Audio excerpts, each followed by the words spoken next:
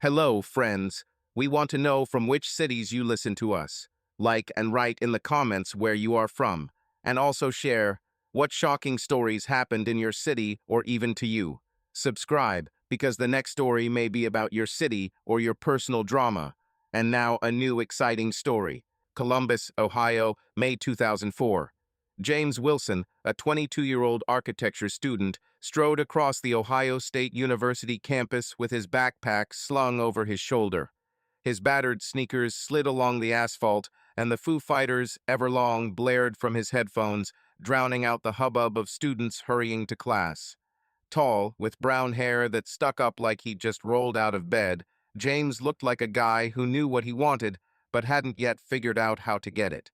He was nearing the end of his junior year, and he could already see himself in Chicago or Stanford, with an MBA and blueprints for skyscrapers that would rewrite the city's skylines.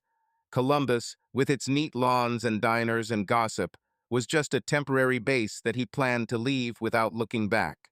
He turned into Bucket Brew, a coffee shop tucked into the campus entrance, across from the library.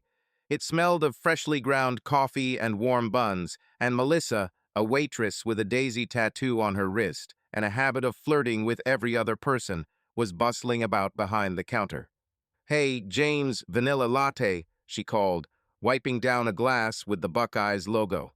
"Exactly," he nodded, rummaging through the pockets of his jeans and throwing a crumpled $5 bill on the counter. "Just don't drag it out. I'm short on time." "Where are you flying?" Melissa winked, starting the coffee machine with a hiss. "To a lecture or for adventure?" "For the drawings," James chuckled, adjusting his headphones. "Adventures can wait until graduation." "You're boring, Wilson," she chuckled, handing him the glass. "Live a little." James picked up his coffee and plopped down at a table by the window, away from a group of freshmen arguing loudly about a party.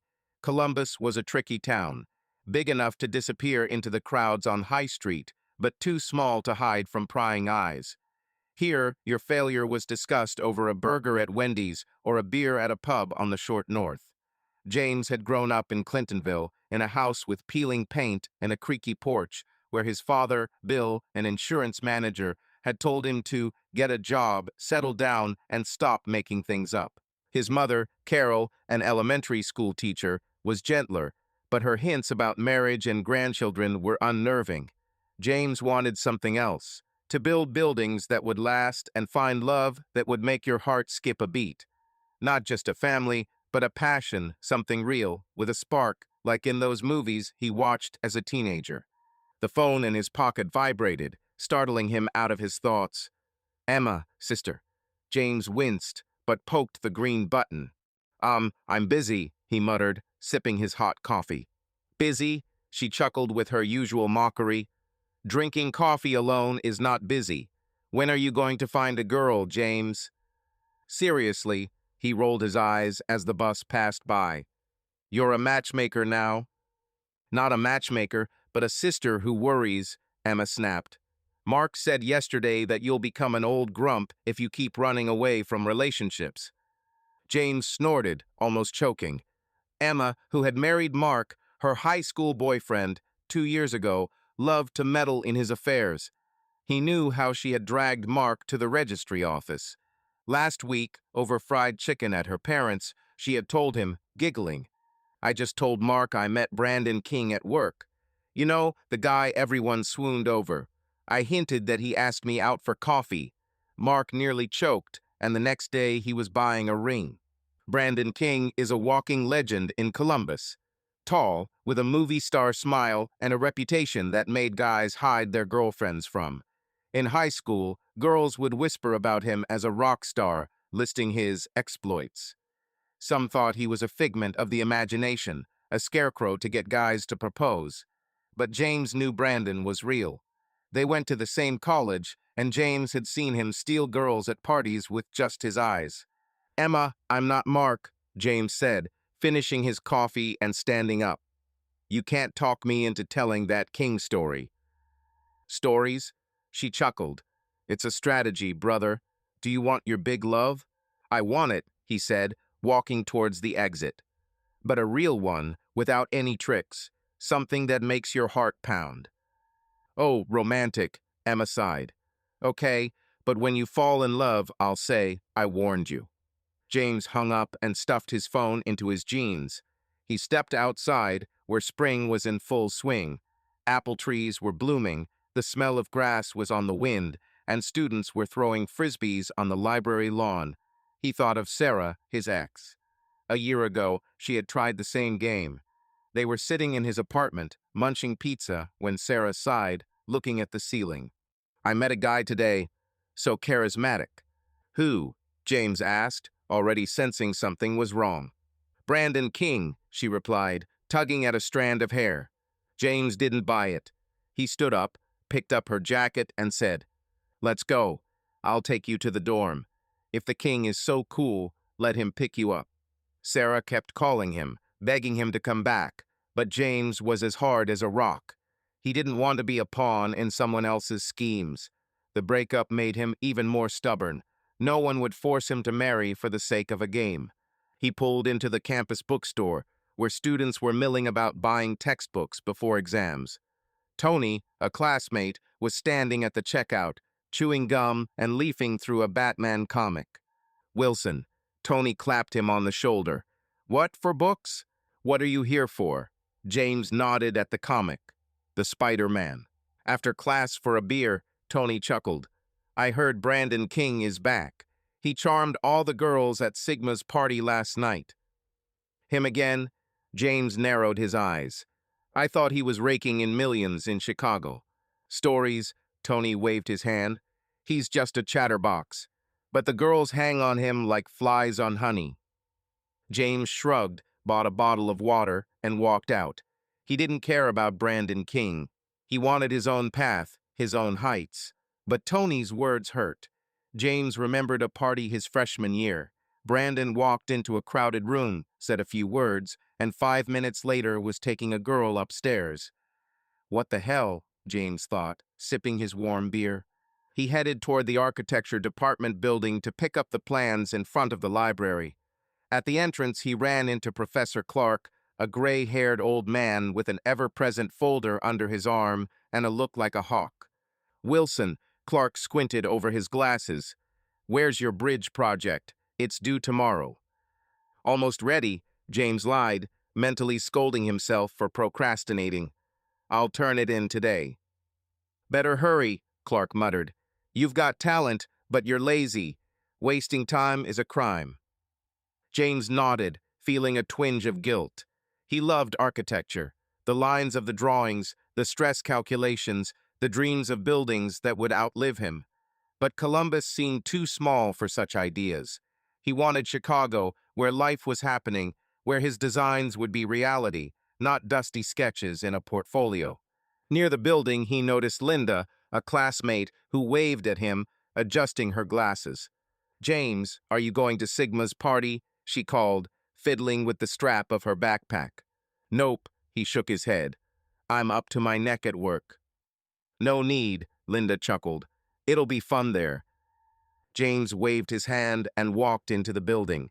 He retrieved his drawings from the studio, which smelled of paper, markers, and someone's spilled energy drink. On the table lay someone's sketch of a skyscraper, crooked but bold. James grinned. This is my future. He folded his sheets neatly, imagining his buildings towering over Chicago or San Francisco in 10 years.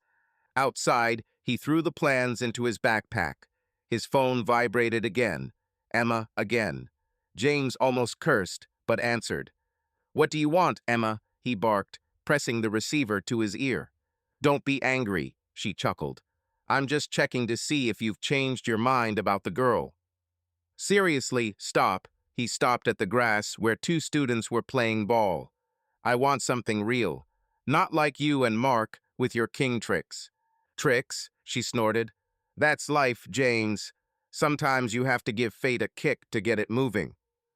Not me, he snapped. I want it to be like in the movies. Passion, sparks, all that. Not your setup. Okay, hero, Emma sighed. But when you fall in love, don't forget to call. Me to the wedding. I already know what toast I'll say. James hung up, shaking his head. Emma was right about one thing. He couldn't run from a relationship forever. But he wasn't ready to sacrifice his dreams for some random girl who decided to play games. He slung his backpack over his shoulder and headed towards the bus stop on the high street. He needed to pop home to pick up some books before the library. The bus stop at the corner of High Street and Lane Avenue was buzzing with students crowding around the timetable, a couple of kids smoking by the trash can, and the bus roaring away, leaving behind a stench of exhaust. James slowed as he spotted a girl sitting on a bench. She was hunched over, wearing a blue hoodie, red curls escaping from under the hood. Her shoulders were shaking, and her hands were clutching a balled-up handkerchief. James frowned. Crying at a bus stop in Columbus was not uncommon, but something about this girl was catching on. He stepped closer, and his heart sank. Elizabeth Harper, Liz, the most beautiful girl in town, the one he'd known since high school. Liz Harper. In high school, the boys fought over who would ask her to prom first, and the girls whispered that she could be in Hollywood. Her red hair, green eyes, and knee-buckling smile made her seem unattainable. James remembered her dropping her algebra book in ninth grade and him handing it to her, blushing. "Thank you, James," she said, and he couldn't sleep for a week. But Liz was from another world. Strict Catholic family, choirs, no parties. He was just a kid from Clintonville with dreams of Chicago. "Liz," he called, pulling out the second earphone. "Are you okay?" She looked up and James froze. Her eyes, usually bright, were red from crying, and her face was chalk white. "James," she sniffled, wiping her cheeks. "What are you doing here?" "I'm going home," he shrugged, sitting down next to her. "And you? What happened?" Liz looked away, fiddling with her handkerchief. Her hoodie was too big, and there were dark circles under her eyes. James felt awkward, but he couldn't leave. Something about her appearance, the confusion, the pain struck him. "Nothing," she muttered. "Just a lousy day." "Yes, I can see that," he said, trying to sound light. "Maybe you can tell me. I'm not a gossip, by the way." Liz smiled faintly, but then cringed, as if afraid of the words. James waited, sipping his cold coffee and watching the pickup truck pass. Finally, she sighed. "You know who I am, right?" she asked quietly. "Liz Harper," he nodded. "We went to school together. You were, like, the queen of the class." "Not a queen," she shook her head. "Just a girl everyone knew. And now—" her voice faltered. "Now I'm in trouble, James." He frowned as he placed the glass on the bench. "What trouble?" he asked, leaning closer. "If someone has offended you, tell me. I'll sort it out." Liz looked at him, a mixture of surprise and warmth flashing in her eyes. "You've always been like this," she said. "Kind. Remember how you helped me with my textbook in ninth grade?" Yeah," he coughed, feeling his cheeks burn. "You even said thank you." "I remember," she smiled, but then became serious. "James, I'm pregnant." The word dropped like a stone. James froze, unsure of what to say. Liz, perfect Liz Harper, pregnant. He had expected anything, a fight with his parents, problems with school, but not this. "Okay," he exhaled, trying not to panic. "I agree it's unexpected. Who's the father?" Liz clenched her handkerchief until her knuckles turned white. "Brandon King," she whispered, her voice breaking. He left me." James felt the blood rush to his temples. "This idiot?" he blurted out. "How did you even get involved with him?" Liz hung her head and tears began to roll down her cheeks again. "I was a fool," she said. "He came to our church a couple of months ago. Everyone was raving about him, even Dad. He's so charming. I don't know how it happened. He promised it would be serious, and then he just disappeared." James gritted his teeth. He'd seen Brandon in action. A smile, a few compliments, and the girls were his. But Liz, she wasn't one to fall for empty words. "So what now?" he asked, softening his tone. "Have you talked to your parents?" Liz shook her head, wiping away her tears with her sleeve. "Dad will kill me. He's strict. Catholic to the core. If he finds out I'm pregnant, he'll throw me out of the house. James looked at her, and something in his chest tightened. Liz, always so strong, so untouchable, was sitting in front of him, broken, and he couldn't just walk away. He remembered how, at school, he dreamed of just talking to her, how her smile made his heart beat faster. And now she was here, needing help. Liz, listen, he said, placing his hand on the bench next to her. You're not alone. We'll figure something out. She looked up, her eyes full of doubt. Are you serious? She asked. Why do you want to help? We barely know each other. Because, he trailed off, his ears burning. Because you're Liz Harper, and I can't leave you here to cry. Liz smiled weakly, and James felt his heart jump. You've always been a good guy, she said. Thank you. They fell silent, watching the bus pull up. James realized he didn't want her to leave. Listen, he said, standing up. Let's go to the cafe across the street. We'll talk normally, not on this stupid bench. I'm treating you. Liz hesitated, but nodded. Okay, she said, getting up. But only if there's tea. I can't stand coffee right now. They crossed the high street and went into Cup and Kettle, a cozy cafe with wooden tables and the smell of cinnamon. James ordered a mint tea for Liz and another latte for himself, though the caffeine was already getting to his head. They sat by the window and Liz began to talk. I took the test a week ago, she said, warming her hands on the mug. At first, I thought it was a mistake, but then it was confirmed. I called Brandon, and he said it wasn't his problem. He passed the exams early and left. James clutched his mug, imagining himself slamming his fist into King's face. Bastard, he muttered. What are you planning now? Liz shrugged, looking into her tea. I don't know. Mom and Dad, they won't forgive. My uncle is a priest. The whole family is in the church. I can't even imagine how to tell them. Maybe I should go somewhere, start over. Leave? James frowned. Where? You've lived here your whole life. What else can I do? Her voice wavered. Be a laughing stock. Everyone will whisper Liz Harper got pregnant by King and ended up alone. James looked at her, and his plans, the library, the plans, Chicago, suddenly seemed distant. He couldn't just get up and leave. Liz, he said, leaning across the table. I don't know how to fix this, but I can help. Do you want me to talk to your parents? Or, I don't know, we can get you a lawyer, a doctor, whatever. She looked at him, and hope flickered in her eyes. Are you really ready to get involved in this? She asked. It's not your problem, James. Now it's mine, he said, and was surprised by his own words. You don't have to deal with this alone. Liz paused, fiddling with the sleeve of her hoodie. Then she pulled out her phone, an old flip phone, and handed it to him. Write down your number, she said, and I'll give you mine if I decide what to do. James picked up the phone, his heart pounding. Liz Harper was giving him her number. He quickly punched in his numbers, and she wrote it down in her address book. Call me if anything happens, he said, handing the phone back, even at night. Thank you, James, she smiled, and for a moment she seemed like the Liz from school that everyone was crazy about. They finished their drinks and went outside. Liz said she was going to a friend's house, and James offered to walk her to the campus dorm. They walked in silence, but the silence was comfortable. Liz stopped at the entrance to the dorm. You're really good, she said. I didn't expect that. Did you expect me to run away? He chuckled. Maybe, she shrugged, but you stayed. She left, and James watched her until her hoodie disappeared through the door. He headed home, clutching his backpack. The library could wait. The blueprints could wait. All his plans, Chicago, the MBA, the skyscrapers, suddenly seemed secondary. He was in love with Liz Harper, and it scared the crap out of him.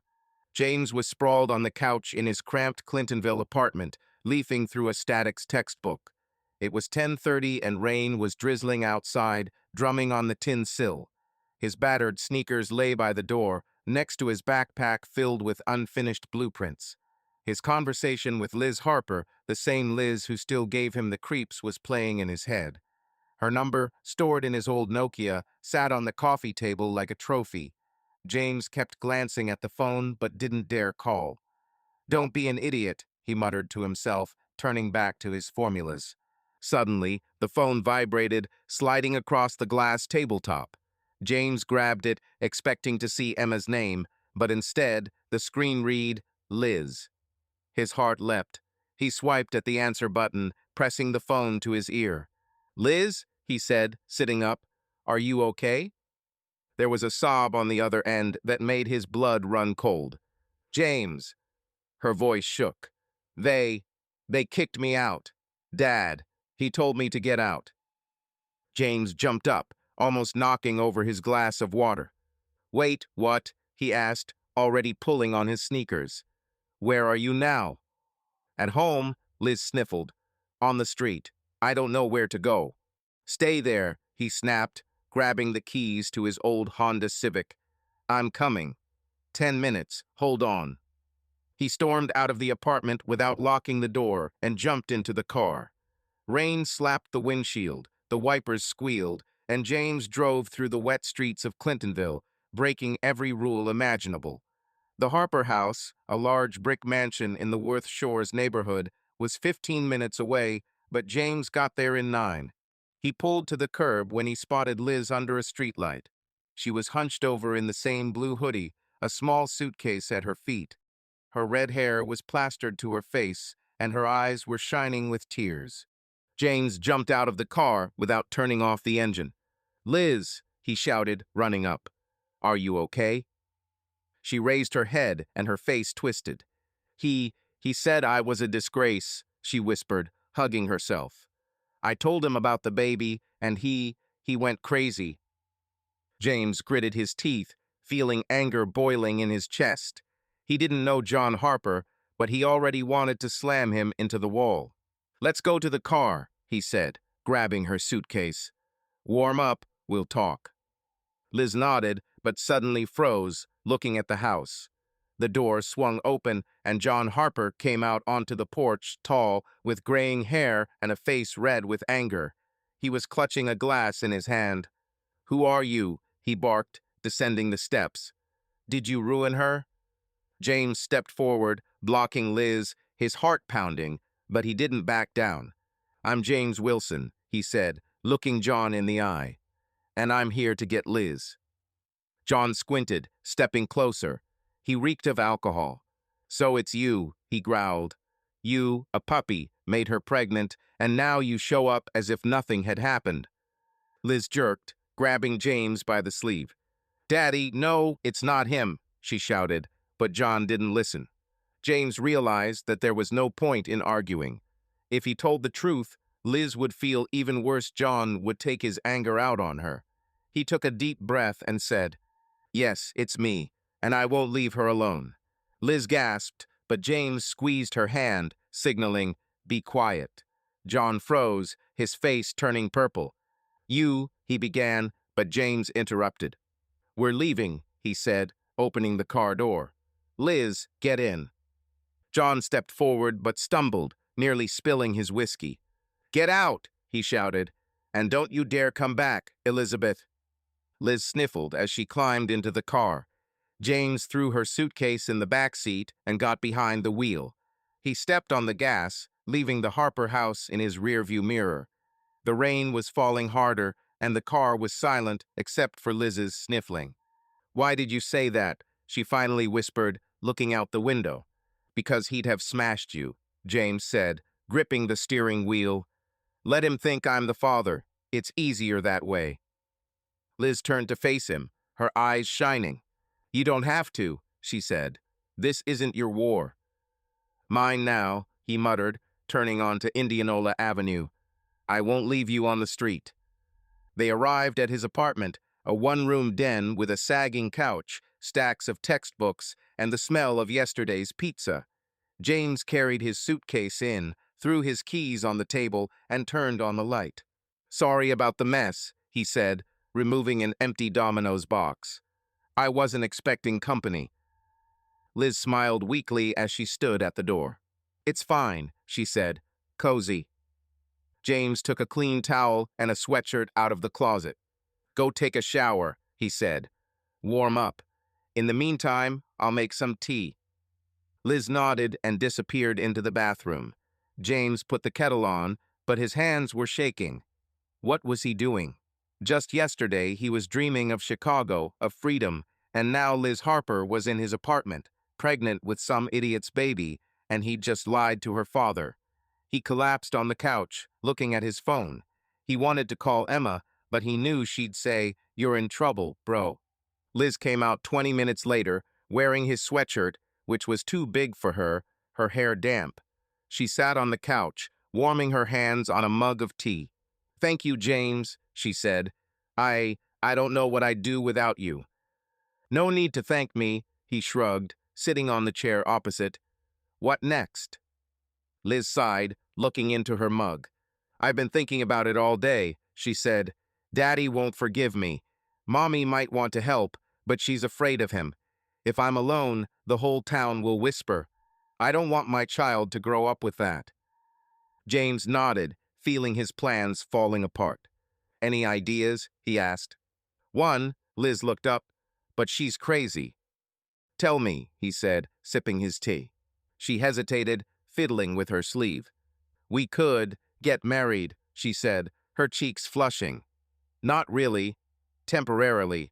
To appease Dad, the church, everyone. And then get divorced when I'm on my feet."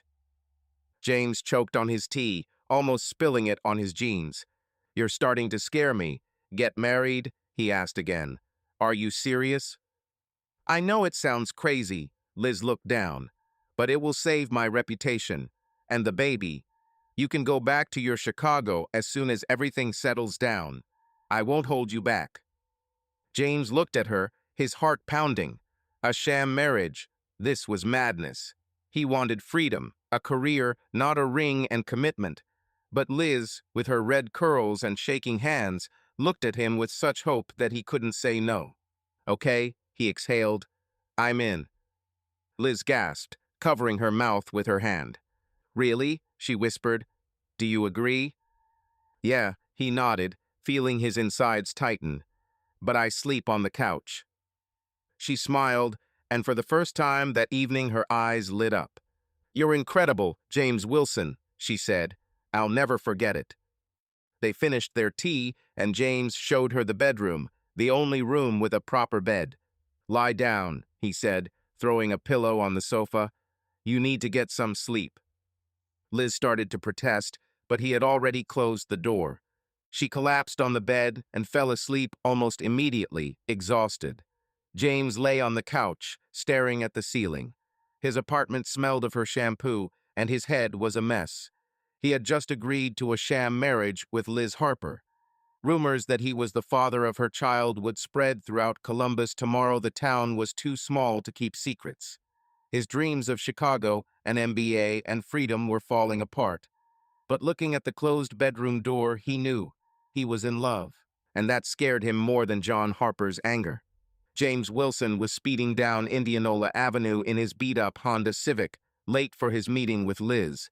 His sneakers were splattered with mud from his morning run, and the interior smelled of coffee from the spilled cup on the passenger seat. The tidy homes of Clintonville flashed past the window, and his to-do list was spinning in his head. Wedding, work, finals. It had been 2 weeks since he had agreed to a sham marriage to Elizabeth Harper, and his life had become a whirlwind. He glanced at his phone on the dashboard. Liz had texted, "At church, don't be late." James cursed, stepping on the gas. Wedding. The word itself sounded like a joke. A month ago, he had dreamed of an internship in Seattle, Chicago, and skyscrapers. And now he was the fiancé of the most beautiful girl in Columbus, who was pregnant with another man's child. James didn't know whether to laugh or panic, but one thing was clear. Liz needed his help, and he wasn't going to back down. He parked outside St. Michael's Catholic Church, a massive building with stained glass windows and the smell of incense. Liz stood at the entrance in a light dress, her red hair burning in the sun. She looked tired, but still damn beautiful. James jumped out of the car, straightening his wrinkled shirt. Sorry, traffic, he lied, running up. Is the priest there yet? Yes, Liz smiled weakly. Father Thomas is waiting. He's strict, but he doesn't seem to bite. Great, James chuckled. If he starts preaching, I'll hide behind the altar. They entered the church, where Father Thomas, an elderly priest with thick eyebrows, sat at a table in the sacristy, leafing through a Bible. His eyes were like X-rays, and James felt like a schoolboy in the headmaster's office. Mr. Wilson, Miss Harper, Thomas said, gesturing to the chairs. Sit down. Marriage is a big step. Are you ready for the responsibility? Liz nodded, fiddling with the hem of her dress, and James muttered, Yeah, we're ready. Thomas squinted, adjusting his glasses. Marriage is not a game, he began.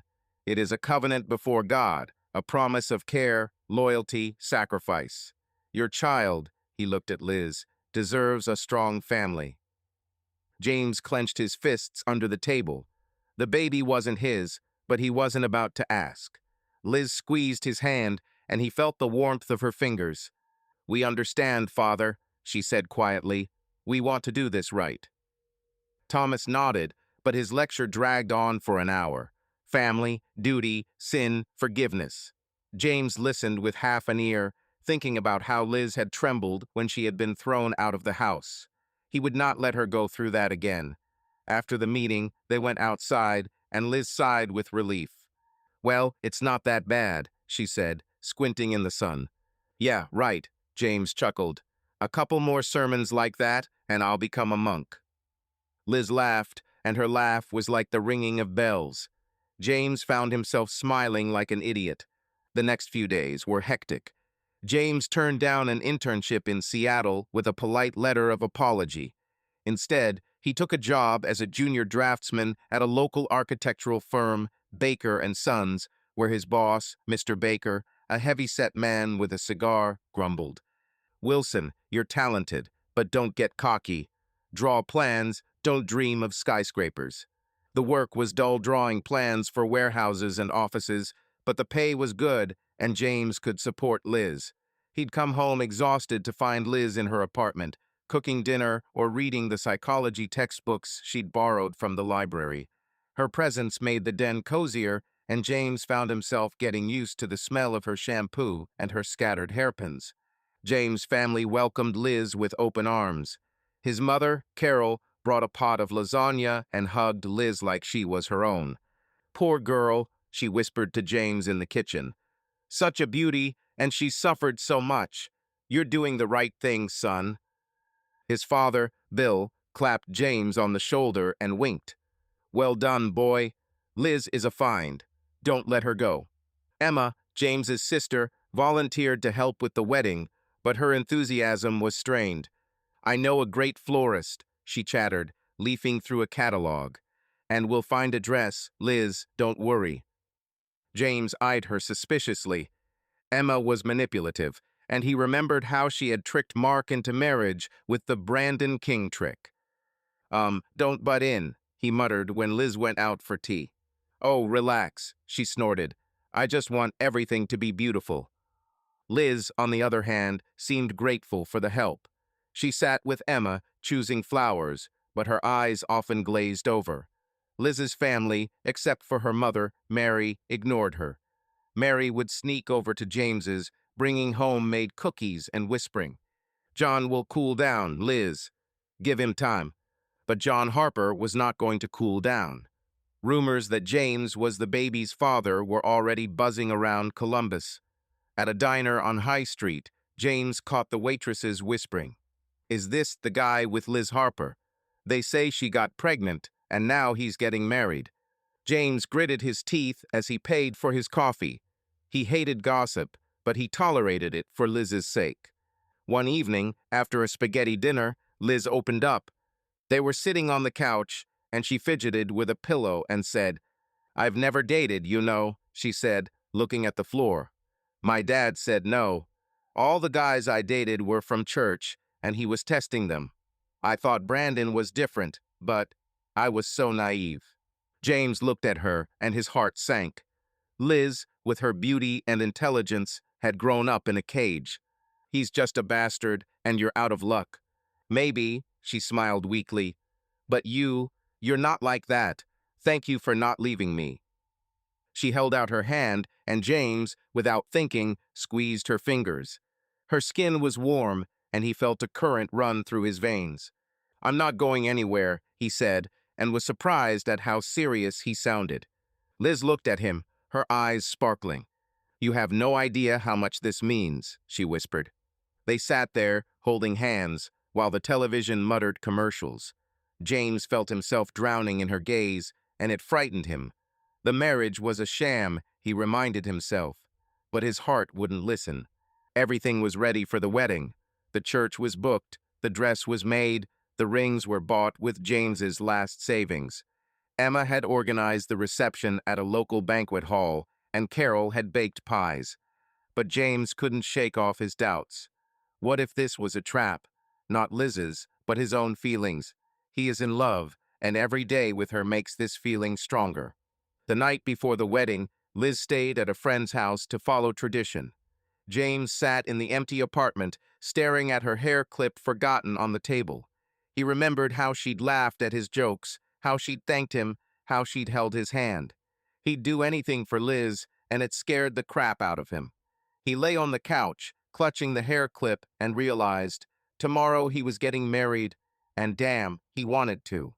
Columbus, Ohio, June 2004. James Wilson, a 22-year-old architecture student, stood in the vestry of St. Michael's Church, fiddling with a tie that was choking him like a noose. His scuffed sneakers had been replaced by polished loafers, and his jeans had been replaced by a black suit his mother, Carol, had insisted he buy at Kohl's. Outside, it was raining, but inside, the church was buzzing, with guests milling about in the aisles, whispering, and the organ blaring something solemn. James looked at his reflection in the mirror, pale, his brown hair wild, and muttered, "You're the groom, Wilson. Don't screw this up." His wedding to Elizabeth Liz Harper was a sham, but it felt terrifyingly real. A month ago, he'd been dreaming about an internship in Seattle, and now he was about to be married to the hottest girl in Columbus, who was pregnant with Brandon King's baby. James clenched his fists, pushing away the thought that this was temporary. His heart was pounding, and he knew why. He was in love with Liz, and it scared the hell out of him. The door creaked, and Father Thomas, a priest with eyebrows like Brezhnev, entered. "Are you ready, my son?" he asked, adjusting his glasses. "Yeah," James lied, wiping his sweaty palms on his trousers. "How's Liz?" "She's beautiful," Thomas smiled. "But she's nervous, just like you. Go to the altar, it's time." James nodded and walked out into the hall. The church was packed. Friends, neighbors, fellow students, even a couple of curious people from the high street diner. His family, Carol, Bill, and Emma, were sitting in the front row, looking as bright as Christmas. But of Liz's family, only Mary, the mother, was hiding by the side entrance, wearing a hat so that John, her husband, wouldn't notice. James caught her eye and nodded, feeling a twinge of anger at John for throwing Liz out of the house. The organ began to play Ave Maria, and the doors at the end of the room swung open. Liz appeared, and James forgot how to breathe. She was wearing a white dress with a long veil, her red curls flowing over her shoulders, and her eyes were shining. She looked like an angel, and the crowd gasped. James felt his knees buckle. Damn, she's too beautiful, he thought, as he walked toward the altar. Liz came forward and took his hand, her fingers trembling. "Are you okay?" he whispered, leaning over. "Scared to death," she whispered, but smiled. "And you?" "Same thing," he chuckled. "But you, Liz, you're incredible." Her cheeks flushed, and she squeezed his hand. Father Thomas began the ceremony, his voice booming about love and duty and God. James listened with half an ear, looking at Liz. Her dress was slightly emphatic about her belly, but no one noticed, only her beauty. He caught Emma's eye, who winked and rolled his eyes. "Not your fault, sister," he thought. The vows passed in a blur. James muttered, "Yes," Liz did too, and Thomas announced, "You may kiss the bride." James expected a light peck, but Liz stepped closer, put her arms around his neck, and kissed him in a way that made the world disappear. Her lips were warm, soft, and there was such passion in them that the church fell silent. James responded, forgetting about the guests, about the fiction, about everything. The hall exploded with applause, and he pulled back, catching her gaze. Liz was smiling, a little embarrassed, but happy. "It was unexpected," he whispered. "I wanted it to be real," she replied, and his heart jumped. He spotted Mary at the side entrance, wiping away tears, and pointed to Liz. "Your mother is here," he whispered. Liz gasped, her eyes shining, and squeezed his hand. They walked down the aisle in a shower of petals, guests shouting congratulations. On the porch, James put his arm around Liz, and she clung to him. "Thank you for not running away," she said. "It's not evening yet," he chuckled, but hugged her tighter. The reception was held at the old oak ballroom in the short north. The tables were laden with food, Carol's lasagna, fried chicken wings, pies. Emma was running around giving orders to the waiters, and Bill was toasting the newlyweds. Liz held James's hand, and they danced to an old U2 hit, forgetting about the gossip. "You dance better than I thought," Liz teased as he almost stepped on her foot. "That's because you're leading," he countered, twirling her. The guests applauded, and James noticed Liz glowing. He knew it was her day, even though it was fictitious. But for him, it was all too real. After the reception, their honeymoon awaited them, a week-long cruise around the Caribbean, a gift from James's parents. They left for the airport straight from the ballroom, to the cries of the guests. On the plane, Liz fell asleep on his shoulder, and James looked at her, feeling his heart squeeze. On the cruise ship Ocean Pearl, they settled into a cabin with a sea view. Liz, in a light sundress, stood on the balcony, watching the sunset. "It's like a dream," she said, hugging herself. "I never thought I'd see something like this." "You deserve it," James said, coming closer. "And the baby, too." She turned, her eyes serious. "James, you don't have to consider him yours," she said. "It's not fair to you." "Who said I don't want to?" he answered, surprised at his own words. "Liz, I'm in this up to my ears. You, child, you're mine." Liz gasped, stepping towards him. She hugged him, and James felt her warmth. "You have no idea how much this means," she whispered. That night, they became close, not just physically, but emotionally. Liz was inexperienced, but her sincerity was maddening. James held her as she fell asleep and whispered, "This child is mine, Liz, period." She smiled in her sleep, and James realized he was not just in love. He was ready to give everything for her. Columbus, Ohio, March 2005. James Wilson was speeding home on Interstate 315. The radio was blaring an old Springsteen song, but James was barely listening. His thoughts were on Liz and their son, James Nathan Wilson Jr., who everyone called JJ. The baby was 3 months old, and James still couldn't believe he was a father. Well, almost. The baby was Brandon King's, but that didn't matter to James. JJ was his, period. James turned into the suburbs of Dublin, where he and Liz had recently bought a small house, a single-story house with blue shutters and a creaky porch. The purchase was an investment. Liz had insisted that they needed a place of their own, not a cramped apartment in Clintonville. James agreed, even though the mortgage was eating up half his salary from Baker and Sons. He was making more progress there than he had expected. Mr. Baker, his boss, had assigned him a shopping center project, and James was working late, dreaming of the day when his plans would become reality. He parked outside the house, noticing the lights in the windows and the stroller on the porch. Liz was inside, and James smiled as he imagined her rocking JJ and singing hymns. She had become the perfect wife and mother, cooking dinners, cleaning the house, smiling even when the baby kept her awake at night. Their marriage, which had started out as a sham, had become something real, and James was grateful for Liz every day. He walked in, dropping his backpack by the door. Liz was standing at the stove, stirring sauce, her red hair pulled back into a messy bun. JJ was dozing in a bassinet in the corner of the kitchen. "Hey, hero," Liz turned around, smiling. "Spaghetti or lasagna?" Spaghetti, James said, kissing her cheek. How's my champion?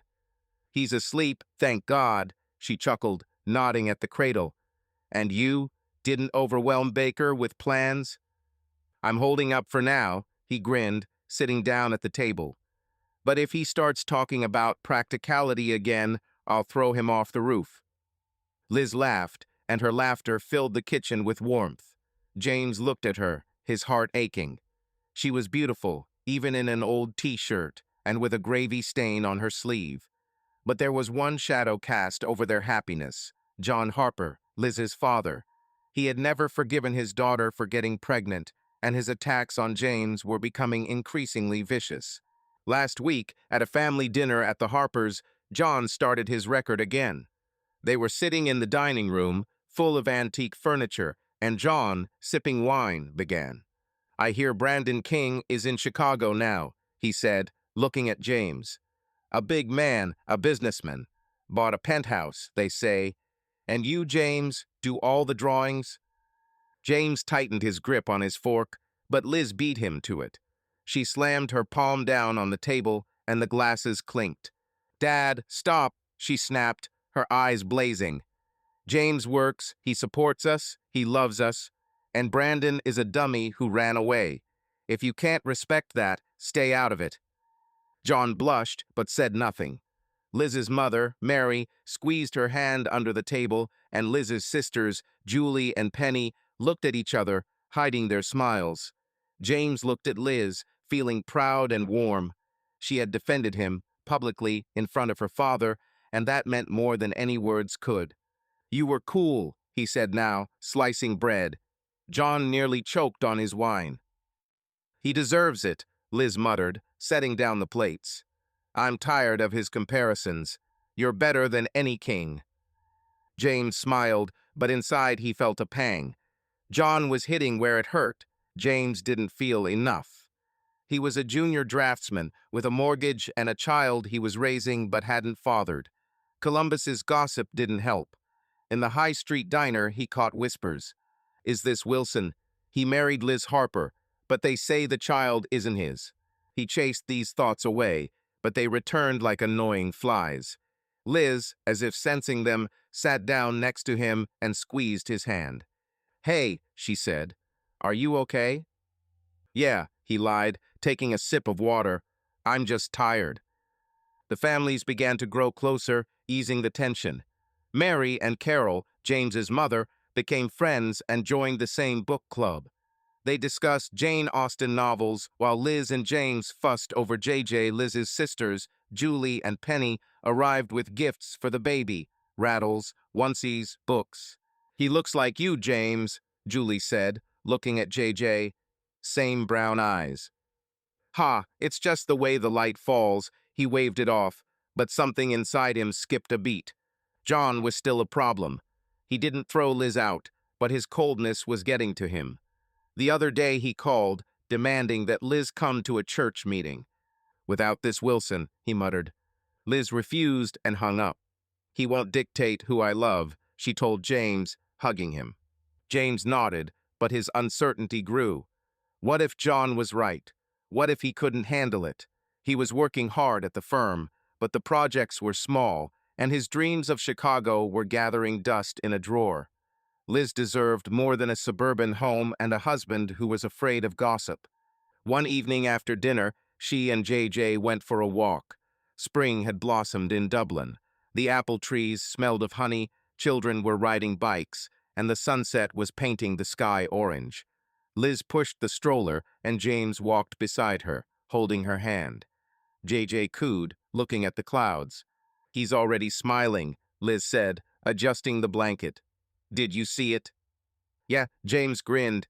He'll be a heartbreaker, like me. You're not a heartbreaker, she chuckled, nudging him with her elbow. You're my hero. They stopped at the park, where Liz sat on a bench and James pushed the pram. He looked at them, Liz laughing at the sparrows, JJ reaching for her finger, and felt a warmth spread through his chest. This was happiness, real, not fake. John's attacks, the gossip, insecurity, everything retreated when they were together. Liz, he said, sitting down next to her, I'm happy. I really am. Me too, she said, resting her head on his shoulder. We'll get through this, James. Everything will be fine. Columbus, April 2013. James Wilson pushed a lawn mower around the backyard of his Dublin home, sweating profusely. Grass covered his sneakers, and his old t-shirt clung to his back. The spring sun beat down on him, and Green Day blared through his headphones, drowning out the hum of the engine. JJ, their 8-year-old son, was in his stroller on the porch, though it now served as a storage area for soccer balls. JJ, James Nathan Wilson Jr., was a star in the local little league, and James never missed a practice. Today, he was prepping the yard for the boys' birthday party, but his mind was on Liz. Their family life was almost perfect. Liz, with her red curls and heart-stopping smile, was a loving wife and mother. James was moving up the ladder at Baker and Sons, designing shopping centers and offices, and had even been promoted to senior draftsman. They lived in a comfortable house, paid the mortgage, and walked through the parks of Dublin. But in the last month, something has changed. Liz had become irritable, often withdrawn, and James felt a wall growing between them. He pushed away thoughts of the worst, but they returned like annoying flies. He turned off the mower, wiping his forehead with his sleeve, and noticed Liz at the kitchen window. She was chatting with her friends, Marge and Claire, who had come to help with the party. Their laughter came through the glass, and James smiled, then frowned. Something about their tone, the whispers, the pauses made him wary. He took off his headphones and moved closer, pretending to fiddle with the garden hose. Brandon King is back. Marge's voice came from the window, muffled. Seriously? Claire snorted. And what? Liz is with him. Well, you know. I don't know, Marge lowered her voice. But she's happy with him. The best thing she ever had, they say. James froze, feeling the blood rush to his temples. Brandon King, the one who had left Liz pregnant 9 years ago. His name was a punch to the gut. James gripped the hose, water splashing onto his jeans. He'd heard enough. Liz was cheating. With Brandon, he dropped the hose and walked into the garage, slamming the door. Everything inside him was seething. Anger, pain, disbelief. He kicked the toolbox, muttering, "What the hell, Liz?" Liz walked out into the yard, noticing his absence. "James," she called, peering into the garage. "Where are you?" "Here," he muttered, rummaging through a box of nails. "Is something wrong?" She came up to me, fiddling with her apron. "You seem somehow different." "It's all fine," he snapped, not looking at her. "Go to your friends." Liz frowned but left. James felt like a jerk, but Marge's words stung. He couldn't ask directly. He was too afraid of the answer. Instead, he became cold, distant.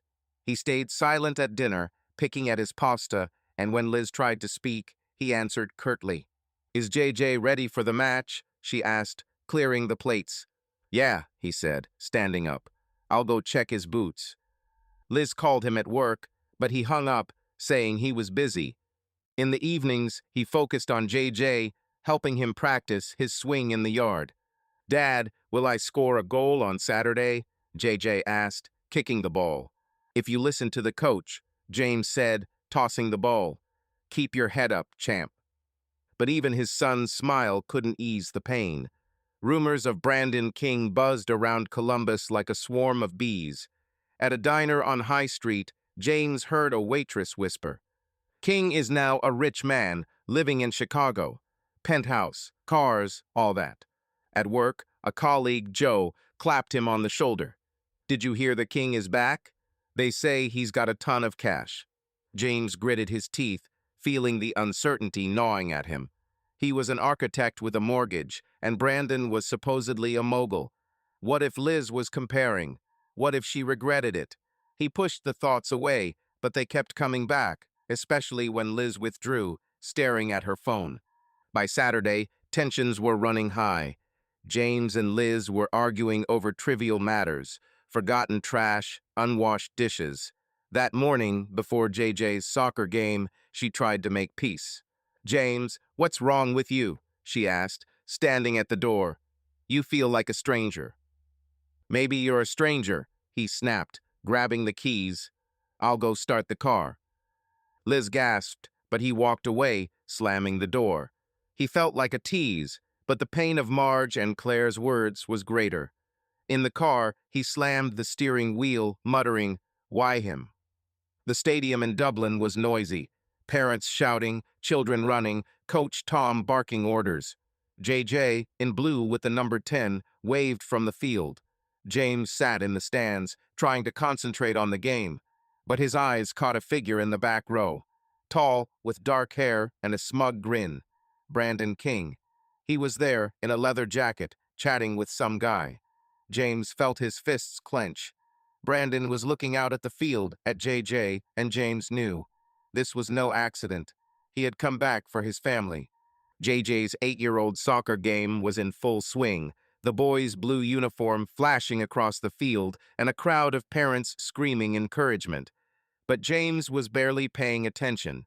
His eyes were glued to Brandon King, sitting in the back row, wearing a leather jacket and a smug grin.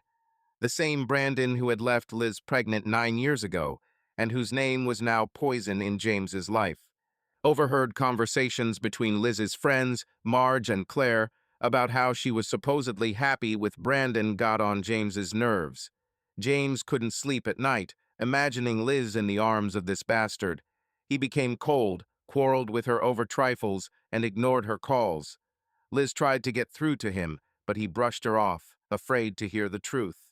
And now Brandon was here, looking at JJ like he was his property, and James felt the rage boiling in his veins. The game ended with JJ's team winning 3-2. The boy ran up to the stands beaming, waving his medal. "Dad, did you see my goal?" he shouted, jumping up and down. "Cool, champ," James forced a smile as he hugged his son. "Go see the coach. I'll be right there." But his eyes went back to Brandon, who was walking down the stands, chatting with some guy. James saw him point at JJ, and his blood ran cold. He stepped forward, intercepting Brandon as he was about to leave the field. "King," he barked, clenching his fists. "What are you doing here?" Brandon turned around, his smile widening. He was taller than James, with dark hair and a cocky look that hadn't changed in 9 years. "Wilson," he said, straightening his jacket, "came to see his son." James felt the world narrow down to a point. "Your own?" he growled, stepping closer. "JJ is mine. You ran away, remember?" Brandon chuckled, crossing his arms. "Chill, hero," he said. "When I was young, I made a mistake. But now I'm back. I want to see my boy. Why did you call him James, huh? He's my son, not yours." The fury exploded. James grabbed Brandon. The crowd gasped. Someone screamed, but James was pouring out all the pain, fear, humiliation. "He's not yours," James yelled, delivering another blow. "He never was." The hands of Coach Tom and someone else pulled him away. James struggled until he felt pain a taser.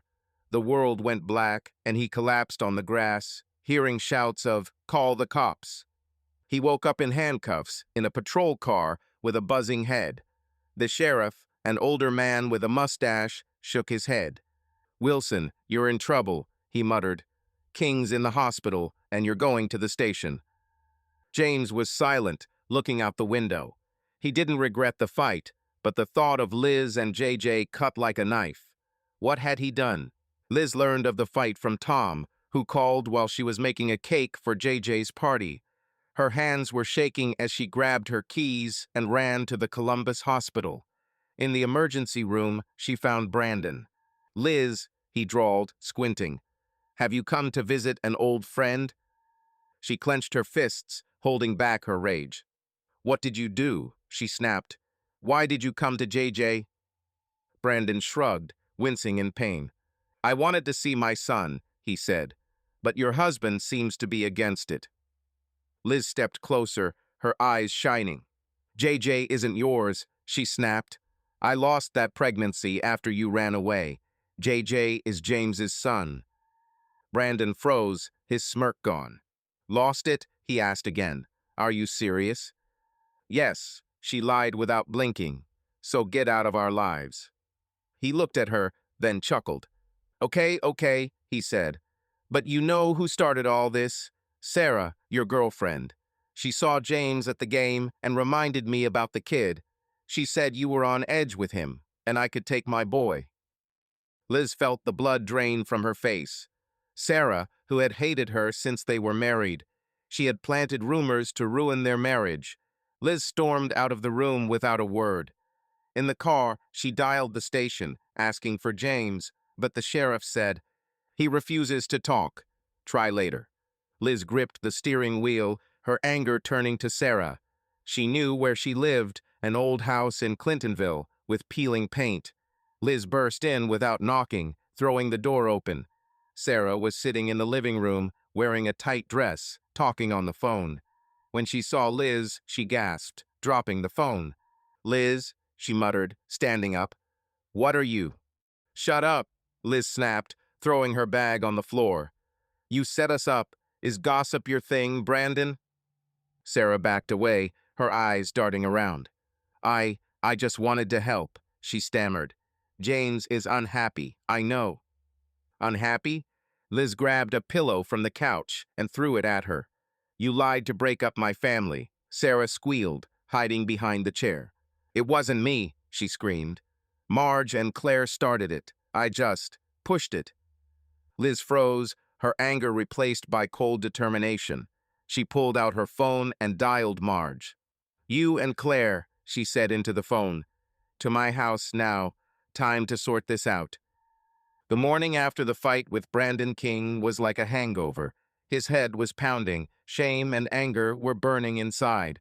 Liz had gotten him out of the police station, somehow managing to talk Brandon out of filing a report.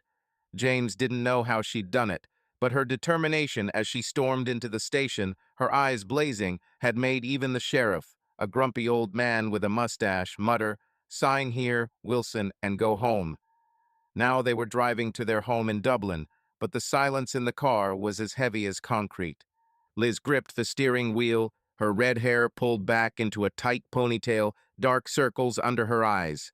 She glanced at James briefly, but he was watching the passing pickup trucks and diners on the high street. The conversation she'd overheard between her friends Marge and Claire about Liz being happy with Brandon still cut like a knife. He'd been in a fight, gone to jail, nearly broken everything he'd spent years building because of a mistake. But the hurt was there, and he didn't know how to talk. "James," Liz broke the silence as she turned onto Indianola Avenue. "We need to talk." "Later," he muttered, fiddling with his seat belt. "I'm tired." "No, not later," her voice wavered.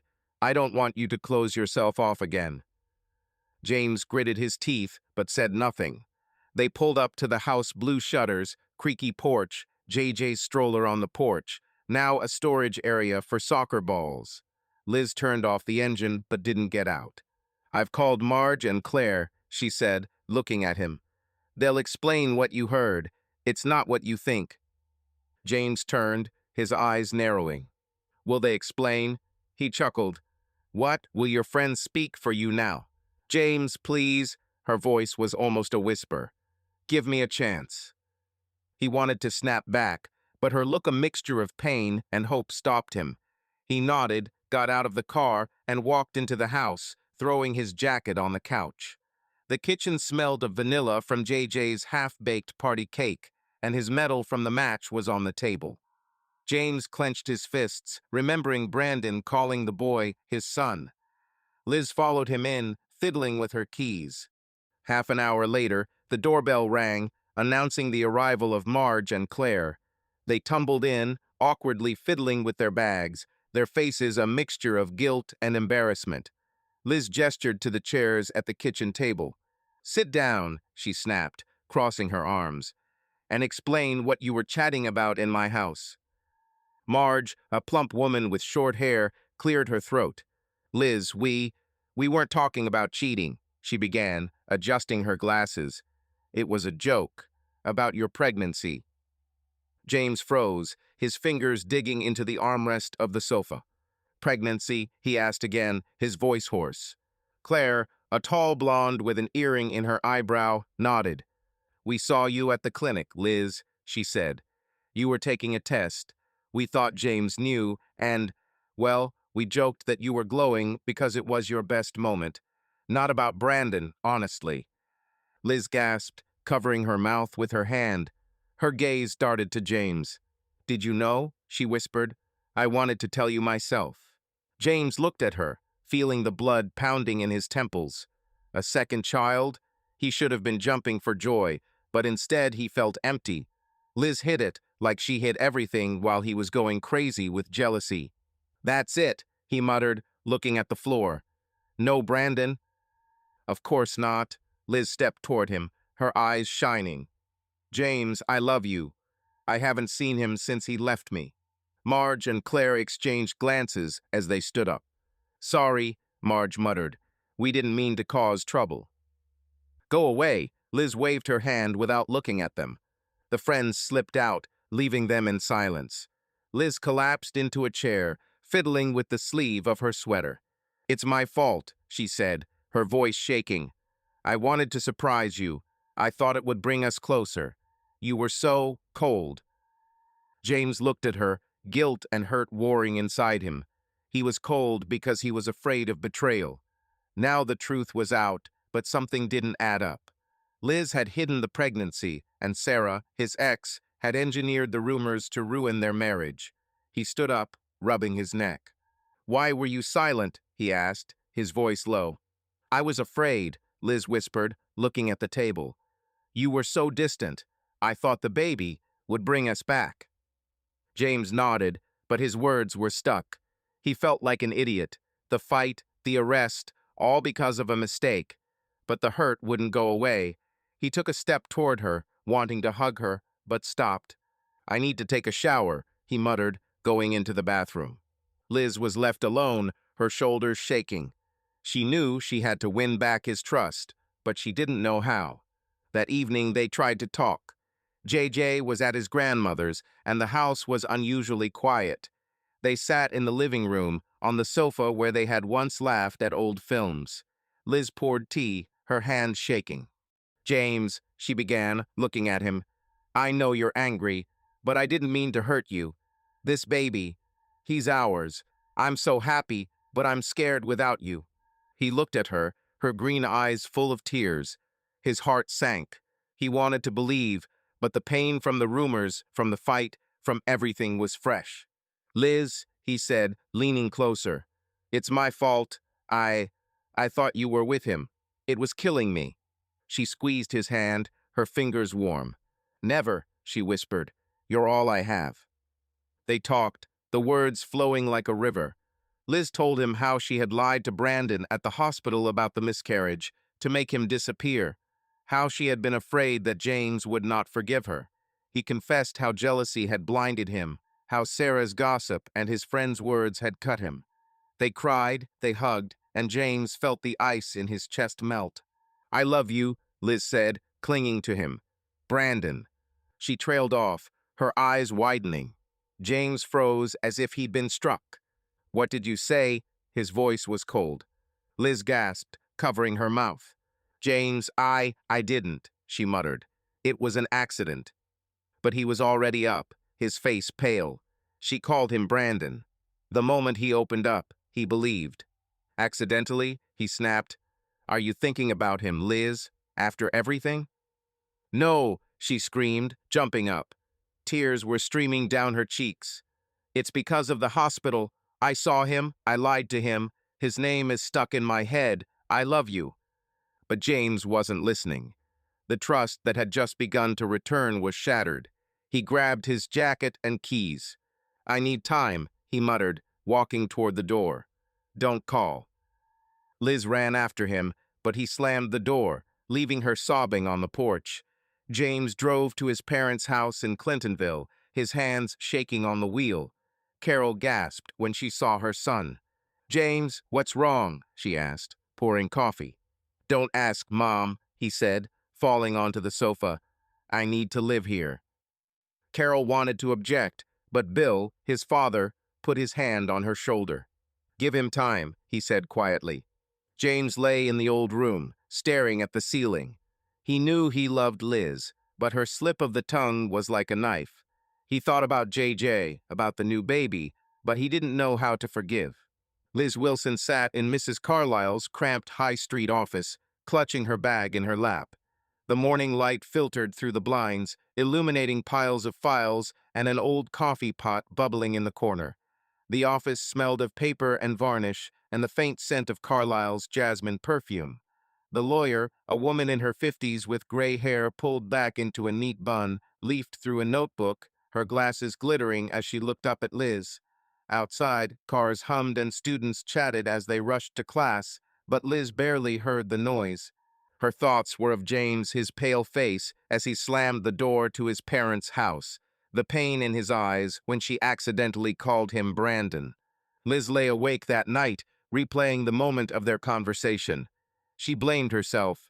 The stress of seeing Brandon at the hospital, the lie about the miscarriage to send him away, had left King's name in her head like a splinter.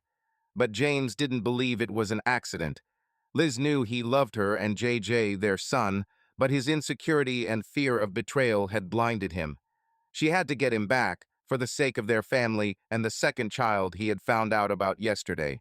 The idea to contact a lawyer came suddenly when she found Carlyle's business card in a drawer of papers left over from the purchase of the house.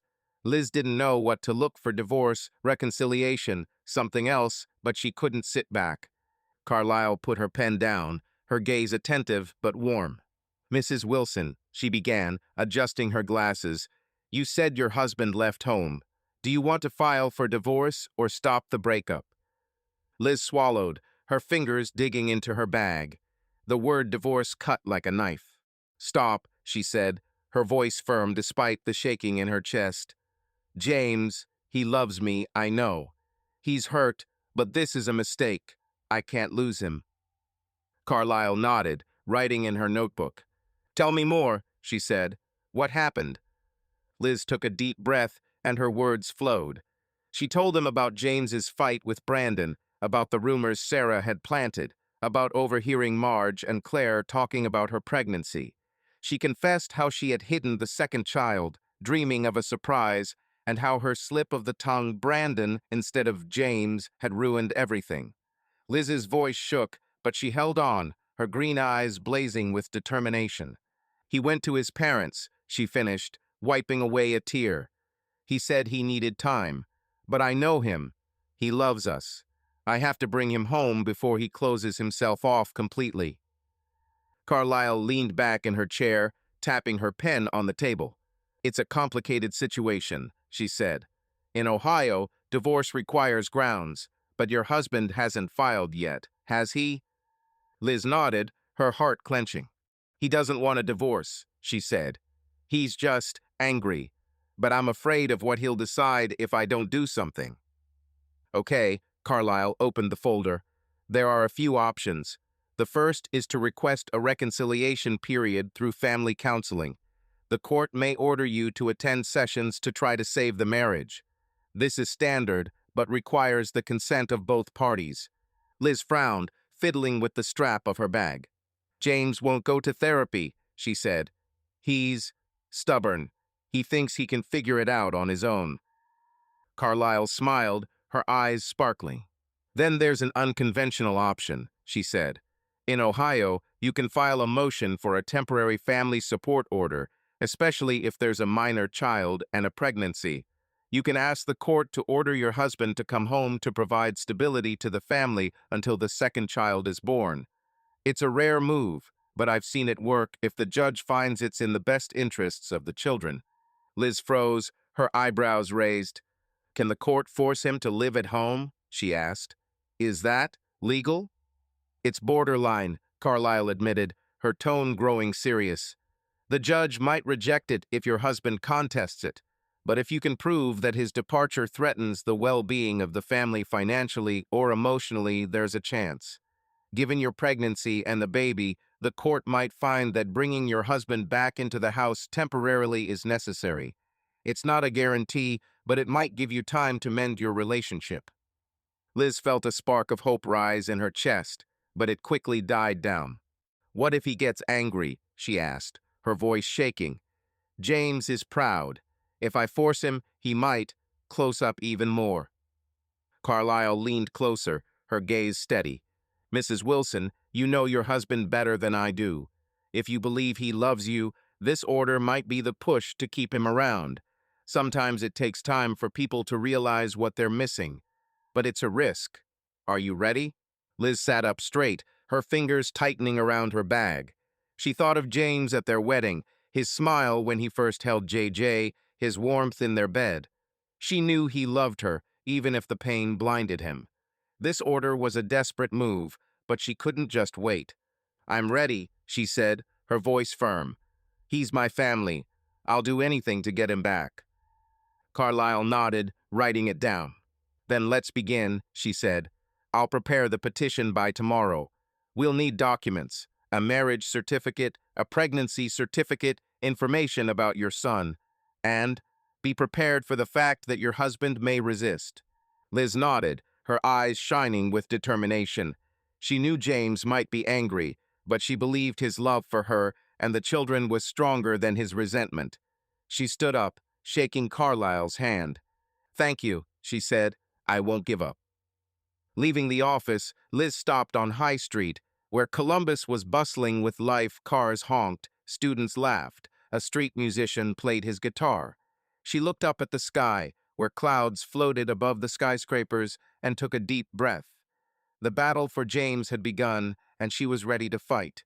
James stood on the porch of his Dublin home. He looked at the blue shutters, JJ's pram turned into a ball pit, and felt his heart clench.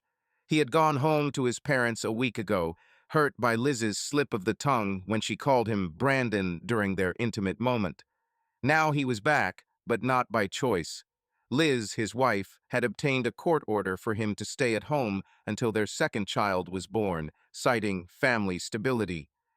James gritted his teeth as he pushed open the door. This was his home, but he felt like a stranger. Liz waited in the living room, her red hair braided and her eyes bloodshot from lack of sleep. She held a mug of tea but didn't drink, her fingers shaking. JJ, their 8-year-old son, was at school, and the silence in the house was heavy. James, Liz said, standing up, thank you for coming. Don't thank me, he muttered, throwing his bag down by the stairs. Your judge decided that for me. Liz swallowed, her gaze a mixture of hope and pain. I didn't mean to, she said quietly, but I couldn't just wait for you to leave completely. James walked past her without looking at her and headed for the guest room on the ground floor. He didn't want to sleep in their bedroom, not after the night her slip of the tongue had broken his heart. The injunction his lawyer had delivered yesterday had been a blow. Liz had filed a motion arguing that his absence threatened the well-being of JJ and the unborn child. The judge, a tired-looking woman, had agreed, issuing a temporary order for 3 months until the baby was born. James could have appealed, but the lawyer, an old friend from the firm, had talked him out of it. If you lose, it'll only get worse. He had returned, but he kept his distance, as if a concrete wall stood between them. Liz didn't give up. She showered him with affection from the moment he walked in the door.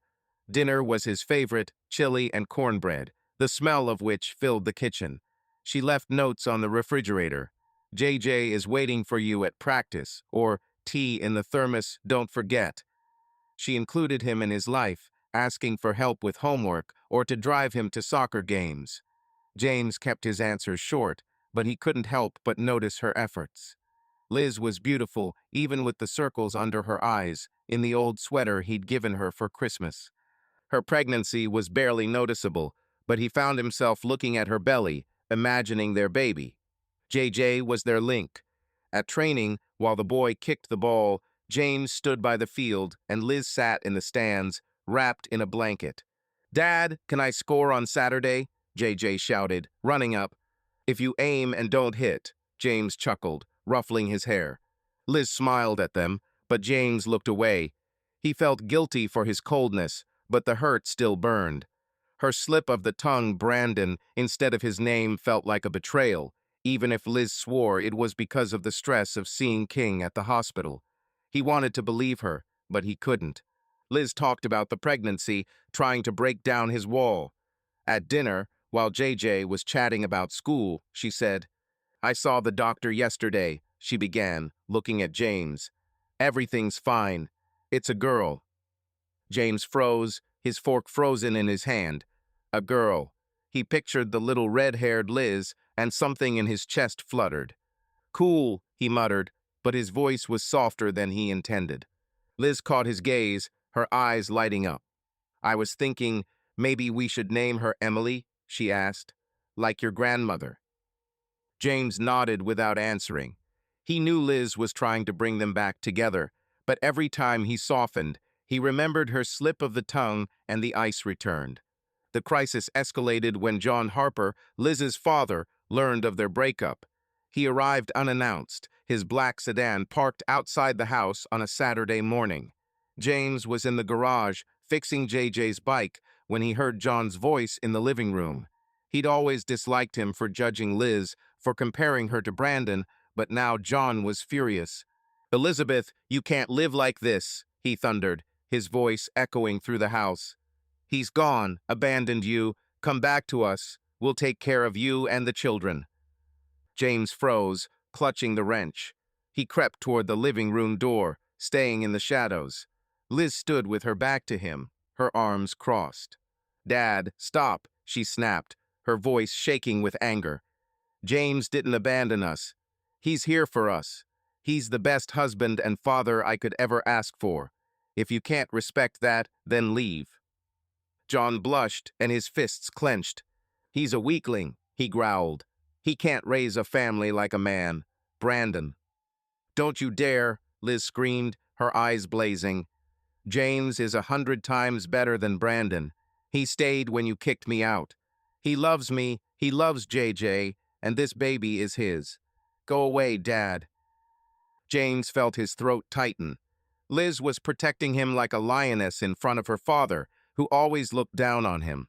He wanted to go out and hug her, but his feet were rooted to the floor. John muttered something, slammed the door, and his car sped away. Liz collapsed on the couch, covering her face with her hands, her shoulders shaking. James walked back into the garage, his heart pounding. He knew he had been unfair. Liz had fought for him, despite his coldness, despite the court order, despite everything. Guilt tormented him, but he didn't know how to make a move.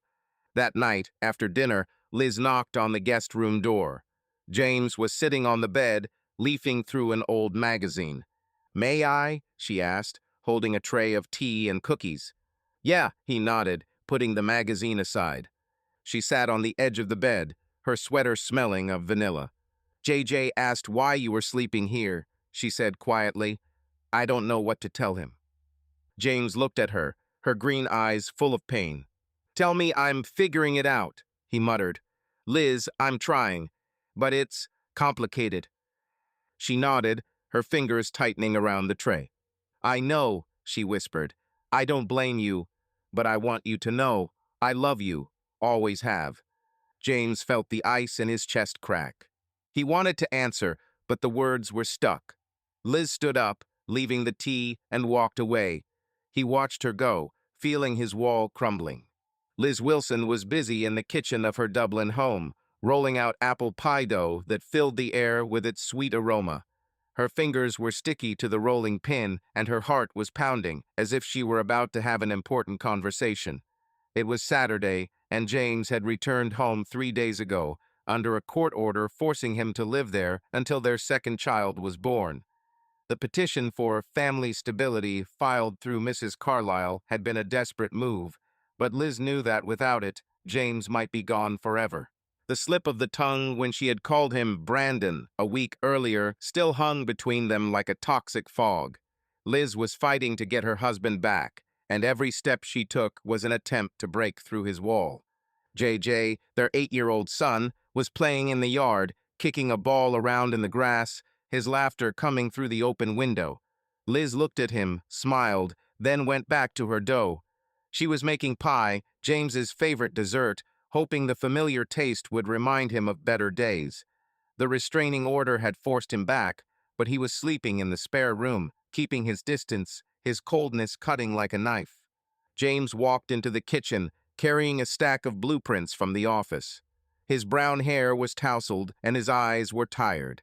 He threw the papers on the table and reached for the water, avoiding her gaze. "Is dinner soon?" he asked, his voice as smooth as asphalt. "In an hour," Liz replied, wiping her hands on her apron. "Chili and pie." He nodded, but didn't smile. Liz swallowed, feeling her throat tighten. She couldn't stand this silence any longer. "JJ's waiting for you at practice," she said, rolling out the dough. "Maybe you could give him a ride?" "Okay," he muttered, taking the glass. Liz had been solicitous since day one. Notes on the fridge, match at 5, his favorite tacos for dinner, requests to help JJ with his homework. James did it all, but his eyes were distant. She'd noticed him looking at her belly when he thought she wasn't looking, and that gave her hope. He knew about the girl they were planning on naming Emily, but he didn't talk about it, as if he was afraid to reveal himself. At JJ's training session, Liz sat in the stands, wrapped in a blanket, while the boy kicked a ball around. James stood at the side of the pitch, chatting with Coach Tom. "Your boy is a star," Tom said, clapping him on the shoulder. "You and Liz are raising a champion." James nodded, but his gaze slid to Liz. She smiled, but he looked away. Guilt gnawed at him. He knew he'd been cold, but Liz's slip of the tongue Brandon instead of his name still stung. She'd explained it was the stress of seeing Brandon at the hospital, but he was still hesitant.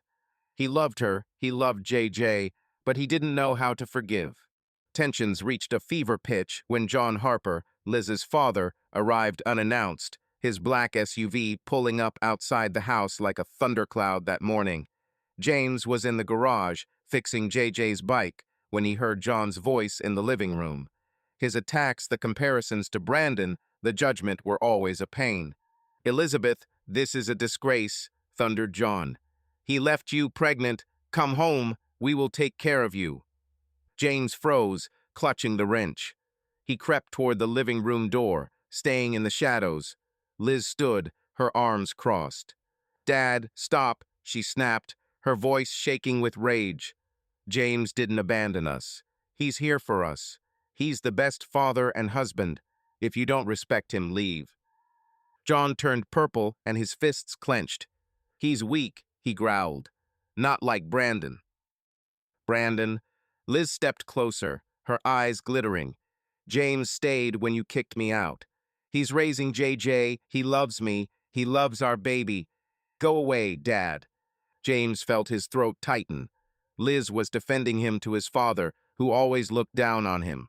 He wanted to get out, but his legs wouldn't move. John muttered something, slammed the door, and the car sped away. Liz collapsed on the couch, her shoulders shaking. James walked back into the garage, his heart pounding. He knew he had been unfair. Liz had fought for him, no matter what. The guilt was gnawing at him, but he didn't know how to move. That night, Liz knocked on the guest room door, holding a small box tied with ribbon. James was sitting on the bed, leafing through a magazine. "May I?" she asked, her voice soft. He nodded, putting the magazine down. She sat down on a chair by the window, placing the box on her lap. "I found this in the basement," she said, fiddling with the tape. "JJ's ultrasound. And a new one, Emily, I wanted to show you." James looked at the box, feeling something tighten in his chest. "Liz," he began, his voice hoarse, "I know you're trying, but it hurts." She nodded, her eyes shining. "I know," she whispered. "I blame myself for that word. But James, I'm afraid of losing you. Emily, she deserves us both." James looked at her, her vulnerability breaking through his wall. He wanted to tell her that he was afraid too, that he loved her, but the words stuck. "I see you, Liz," he said at last, "and I'm grateful. Give me time." She smiled, a tear rolling down her cheek. "I'll wait," she said, leaving the box on the table. Liz left and James looked at the tape, feeling the ice in his heart melt. Liz Wilson was busy setting the table in their Dublin home, laying out napkins and lighting candles that filled the living room with a soft glow. Her hands shook slightly as she set out plates of fried chicken, mashed potatoes, and a green salad, James's favorite dinner. It was Saturday morning, and she was cooking for the two of them for the first time in months, since their marriage had nearly crumbled over her slip of the tongue when she called James Brandon. A court order had brought him home, but only today could Liz feel him thawing. She tucked a curl of red hair out of her braid and glanced at her watch. JJ was at Grandma Carol's. The house was quiet, and she and James had a chance to make things right. James returned from the office, dropping his briefcase by the door. His shirt was slightly wrinkled and his eyes were tired, but there was a sparkle in them when he saw the desk. "Is this a holiday?" he asked, entering the living room. "It's just an evening," Liz smiled, fiddling with her apron. "I want us to talk. For real." He nodded, sitting down at the table. Liz poured wine, her movements careful, as if she were afraid to spoil the moment. They ate in silence, but it was cozy, not like the cold weeks before. James took a bite of chicken, chuckled. "It's delicious," he said, "just like that first year." Liz felt a warmth in her chest. She knew he remembered their beginning, and that gave her hope. After dinner, she cleared the plates, put on an old U2 record, and they sat on the couch. Liz took his hand, her fingers warm. "James," she began, her voice soft but firm, "I want to tell you something." He looked at her, his eyebrows rising slightly. "I'm listening," he said, his voice cautious. Liz took a deep breath, her eyes shining in the candlelight. "I fell in love with you at that bus stop 9 years ago," she said. "You were just a guy from school, but you stopped when I was crying. You didn't walk away, you didn't turn away. You gave me hope when I thought all was lost."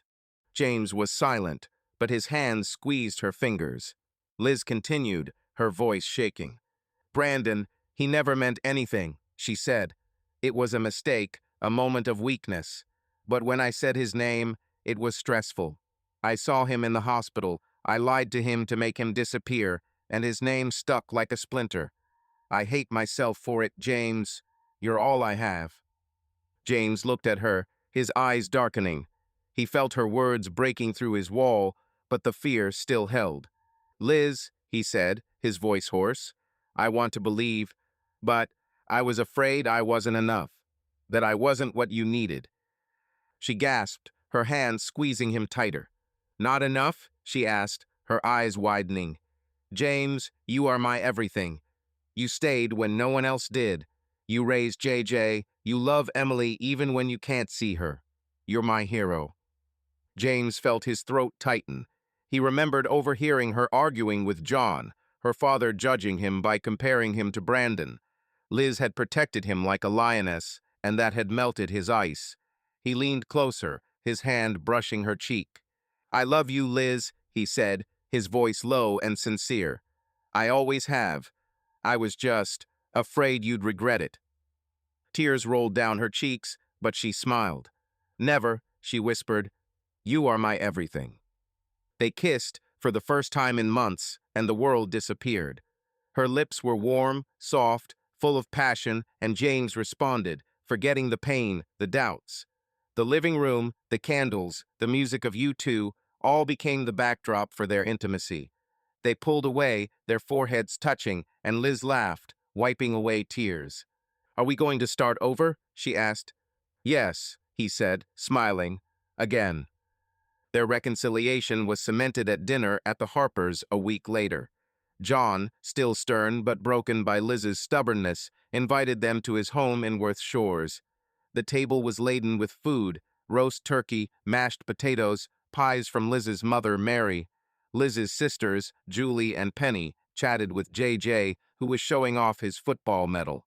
James sat next to Liz, their hands intertwined under the table. John stood up, raising his glass. "I was wrong," he said, his voice heavy. "James, I judged you, compared you to others, but you proved yourself a man. You care about my daughter, my grandson, my future child. Forgive me." James froze, his eyes meeting John's. "Thank you," he said, nodding. "I just want them to be happy." Liz squeezed his hand, her eyes shining. Mary smiled, and Julie winked. JJ, sitting next to him, jumped. "Dad, Mom, are you kissing again?" he giggled. Everyone laughed, and the tension melted away. James looked at Liz, her smile brighter than the candles. He knew they had done it. Liz Wilson clutched the railings of her hospital bed in the labor and delivery room at Ohio State University, her breathing ragged and her face covered in sweat. The pain came in waves, and she clenched her teeth, trying not to scream.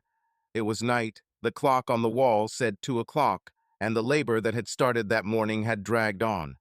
Liz felt weak, her body shaking with exhaustion, but she held on, knowing that James was there. He sat by the bed, holding her hand, his fingers warm and strong.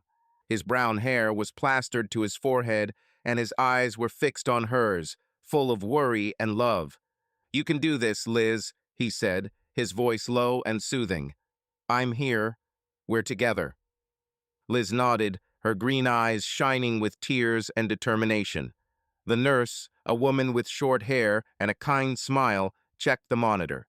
"Everything is going well, my dear," she said.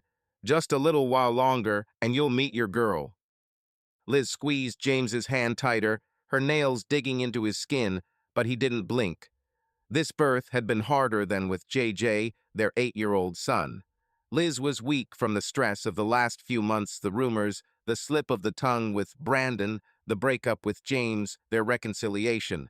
But now they were together, stronger than ever, waiting for Emily Rose Wilson, their daughter, due today. James leaned over, wiping the sweat from her forehead with a napkin. "Remember our cruise?" he said, trying to distract her.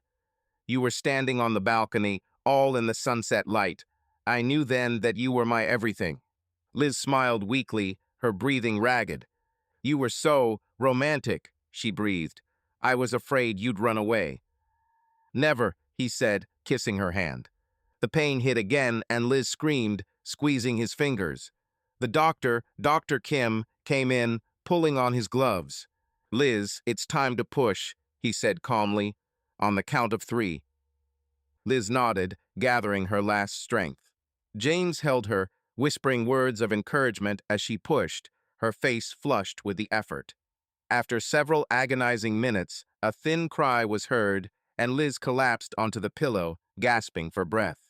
"A girl," Dr. Kim announced, holding up the tiny bundle. "A healthy one, 7 pounds. James gasped, his eyes filling with tears. The nurse handed Emily to Liz, who held her to her chest, crying with relief. Emily was tiny, with a reddish fuzz on her head and a wrinkled face. James leaned down, his hand shaking as he touched her cheek. "She's perfect," he whispered, his voice breaking. Liz looked at him, her smile tired but bright. "How are you?" she said. "I love you, James." He leaned down, kissing her forehead, tears streaming down his cheeks. "I love you, Liz," he said. "Thank you, for us." The nurse smiled, quietly stepping out to give them a moment. James sat down next to her, holding Liz's hand as Emily snored softly. He looked at his daughter, feeling everything, the fight with Brandon, the rumors, the hurt feelings fading away. This was his happiness, real happiness, and he wouldn't trade it for anything. By morning, the room was filled with family. JJ was the first to burst in, his curls bouncing as he reached for his sister. "Mom, she's so little," he giggled, holding her finger. "Can I protect her?" "Of course, champion," James said, patting him on the head.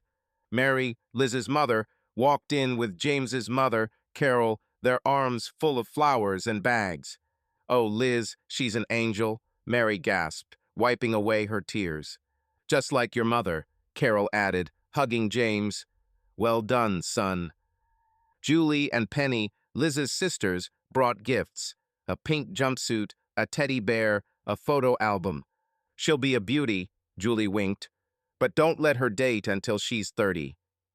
Everyone laughed, and the room filled with warmth. John was the last to enter, his tall frame awkward in the small room. He paused by the bed, looking at Emily, then at James.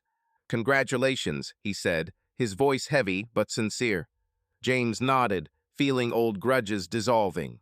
John stepped closer, placing a hand on his shoulder. "You're a good father," he said quietly. "And husband, I was blind." James froze, his eyes meeting John's.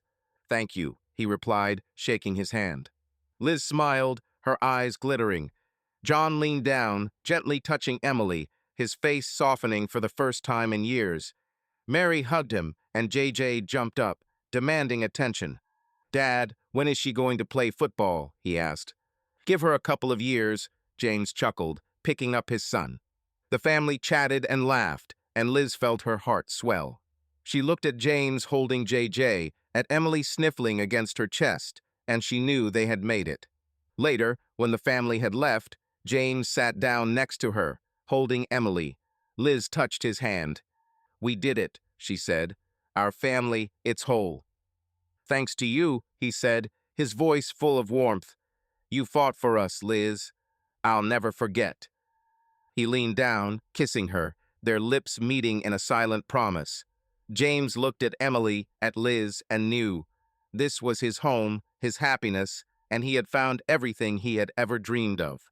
Laughter wafted through the backyard of their new home in Dublin, Ohio, where Liz Wilson was setting up a picnic table beneath a sprawling oak tree.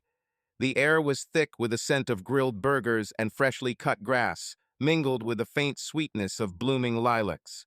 Liz smoothed her apron, her red hair in a loose braid, and glanced at James, who was flipping burgers on the grill, a smile on his face as he bantered with their 8-year-old son, JJ. Their 1-year-old daughter, Emily Rose, toddled alongside, clutching a dandelion, her auburn curls bouncing. It was a warm day in May 2014, and this house, designed by James, was their new beginning, a symbol of the family they had fought for. The house was a 2-story craftsman-style home with expansive windows, a spacious porch, and a stone fireplace that James had sketched out at night, dreaming of a home for his family. They had moved in 2 weeks ago, leaving the old house in Dublin behind. The move was the culmination of a year of triumphs. James had been promoted to lead architect at Baker & Sons, his designs now shaping the Columbus skyline. Liz had returned to her role as the heart of their home, handling motherhood with ease, her warmth filling every corner of their lives. James caught Liz's eye from the grill, winking as he flipped a patty. "Think these will pass your quality control, boss," he shouted, holding up a sizzling burger. Liz laughed, adjusting her bowl of potato salad. "Only if you didn't burn them this time," she teased, her green eyes sparkling. JJ, who was kicking a soccer ball nearby, intervened. "Dad, you always catch them," he chuckled, dodging James's playful slap on the back of the head. Liz watched them, her heart swelling. The shadows of the past year, Brandon King's return, the rumors Sarah had planted, the near dissolution of their marriage had lifted. Brandon was gone, probably back in Chicago, his name no longer a bane in their lives. Sarah, James's ex, had left Columbus for good, her manipulations exposed. Liz felt lighter, free to love her family without fear. The picnic was a housewarming party, and their families began to arrive.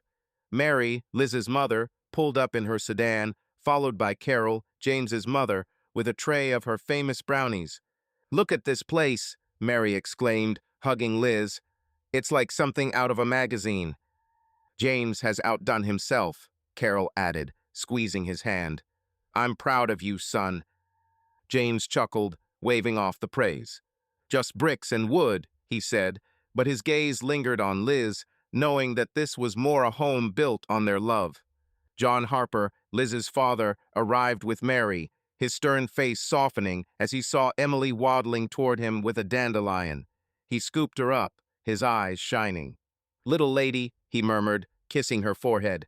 Liz smiled, feeling old wounds healing. John, who had once criticized James, now helped him with projects, sharing contacts for local contractors. Their families had grown closer. Mary and Carol shared holidays together, from Thanksgiving to Easter, their laughter filling the house. Liz's sisters, Julie and Penny, were there too, bringing balloons and a soccer ball for JJ. "He's going to be a pro," Julie said, watching JJ score a goal into a makeshift goal. "He's already a league star." JJ, hearing, ran up, beaming.